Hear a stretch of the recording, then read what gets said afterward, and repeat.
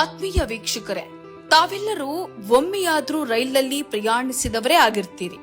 ಹಾಗೆ ನಾವು ಸಾಧಾರಣವಾಗಿ ರೈಲಿನಲ್ಲಿ ಪ್ರಯಾಣಿಸುವಾಗ ನಮ್ಮ ರೈಲು ಈಗ ಎಲ್ಲಿದೆ, ಎಷ್ಟು ಗಂಟೆಗೆ ಹೊರಡುತ್ತದೆ ಹಾಗೂ ತಲುಪುತ್ತದೆ ಇತ್ಯಾದಿ ಮಾಹಿತಿಗಳ ಬಗ್ಗೆ ಅರಿಯಲು ಭಾರತದ ಕೋಟ್ಯಾಂತರ ರೈಲು ಪ್ರಯಾಣಿಕರು ಬಳಸುವ ಅಪ್ಲಿಕೇಶನ್ ಆಗಿದೆ ವೇರ್ ಇಸ್ ಮೈ ಟ್ರೈನ್ ಅನ್ನುವಂತಹ ಆಪ್. ಈ ಅಪ್ಲಿಕೇಶನ್ ಅನ್ನ ಕಂಡು ಹಿಡಿದವರು ಯಾರು ಗೊತ್ತೇ? ಬೇರ್ಯಾರು ಅಲ್ಲ, ನಮ್ಮದೇ ಬೆಂಗಳೂರಿನ ಯುವಕ ಅಹಮದ್ ನಿಜಾಮ್ ಮೊಯುದ್ದೀನ್. ಇಂತಹ ಒಂದು ಅಪ್ಲಿಕೇಶನ್ ಅನ್ನ ಕಂಡು ಹಿಡಿದು ಕೋಟ್ಯಾಂತರ ರೈಲು ಪ್ರಯಾಣಿಕರ ಸಮಸ್ಯೆಗೆ ಸರಳ ಪರಿಹಾರ ಕಂಡುಕೊಟ್ಟಂತಹ ಜಾಗತಿಕ ಮಟ್ಟದಲ್ಲಿ ಗಮನ ಸೆಳೆದ ಅಹಮದ್ ನಿಜಾಮ್ ಮೊಯುದ್ದೀನ್ ಅನ್ನುವಂತಹ ಯುವ ಸಾಧಕನ ಕುರಿತ ಕಥೆಯನ್ನ ಕನ್ನಡ ಮುಸ್ಲಿಂ ಒಕ್ಕೂಟವು ಇಂದು ನಿಮ್ಮ ಮುಂದಿಡ್ತಾ ಇದೆ.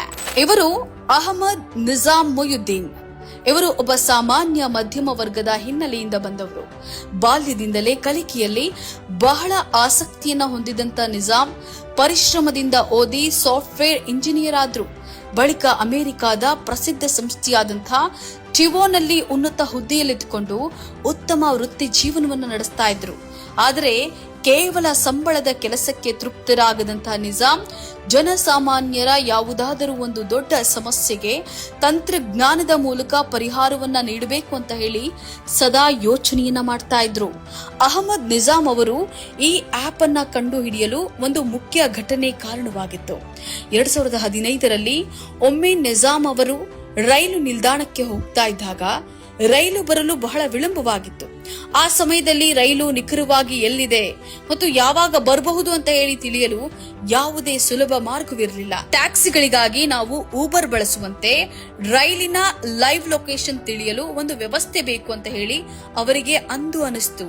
ಇದೇ ಯೋಚನೆಯಿಂದ ಅವರು ತಮ್ಮ ಉನ್ನತ ಹುದ್ದೆಯನ್ನ ತೊರೆದು ತಮ್ಮ ಸ್ನೇಹಿತರೊಂದಿಗೆ ಸೇರಿ ಬೆಂಗಳೂರಿನಲ್ಲಿ ಸಿಗ್ಮಾಯ್ಡ್ ಲ್ಯಾಬ್ ಸಂಸ್ಥೆಯನ್ನ ಪ್ರಾರಂಭಿಸಿದ್ರು.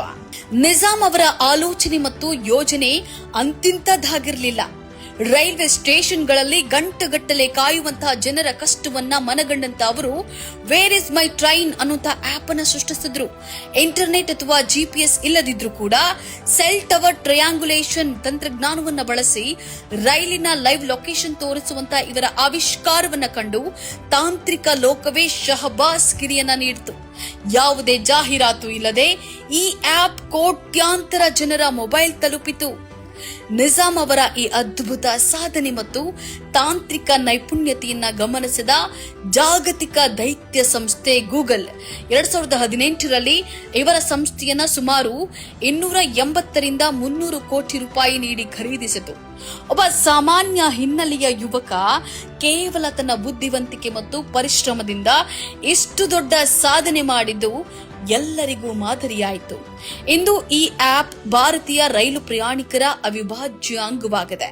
ತಂತ್ರಜ್ಞಾನ ಕ್ಷೇತ್ರದಲ್ಲಿ ಹೊಸ ಮನ್ವಂತರವನ್ನ ಸೃಷ್ಟಿಸಿ ಸಾಮಾನ್ಯ ಜನರ ಪ್ರಯಾಣವನ್ನ ಸುಲಭಗೊಳಿಸಿದ ಅಹಮದ್ ನಿಜಾಮ್ ಮೊಯುದ್ದೀನ್ ಅವರಿಗೆ ಕನ್ನಡ ಮುಸ್ಲಿಂ ಒಕ್ಕೂಟದಿಂದ ಹಾರ್ದಿಕ ಅಭಿನಂದನೆಗಳನ್ನ ಸಲ್ಲಿಸುತ್ತೇವೆ. ಈ ತರಹದ ಕುತೂಹಲಕಾರಿ ಮಾಹಿತಿಗಾಗಿ ಕನ್ನಡ ಮುಸ್ಲಿಂ ಒಕ್ಕೂಟ ಫೇಸ್ಬುಕ್ ಪೇಜ್, ಇನ್ಸ್ಟಾಗ್ರಾಮ್, ಯೂಟ್ಯೂಬ್ ಅನ್ನ ಸಬ್ಸ್ಕ್ರೈಬ್ ಮಾಡಿ, ಲೈಕ್ ಮಾಡಿ, ಕಮೆಂಟ್ ಮಾಡಿ, ಶೇರ್ ಮಾಡಿ.